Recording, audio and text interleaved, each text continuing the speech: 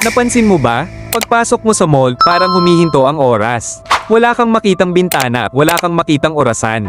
Hindi yan accident, yan ay isang design para ubusin ang pera mo. Ang tawag dyan ay grow and transfer.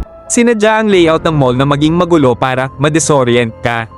Kapag nawala ang focus mo sa kung saan ka pupunta, mas malamang na tumingin ka sa mga display at bumili ng mga bagay na hindi mo naman kailangan. Bakit walang bintana? Para hindi mo malaman kung gabi na o umuulan sa labas. Kapag hindi mo ramdam ang oras, hindi ka magmamadaling umuwi.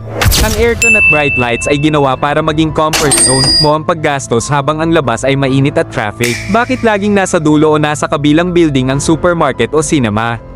Para mapilitan kang dumaan sa daan-daang small shops.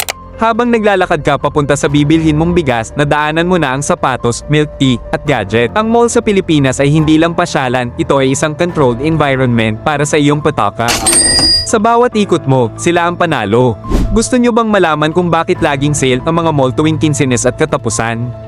I-comment mo ang mall para sa part 2. Follow for more.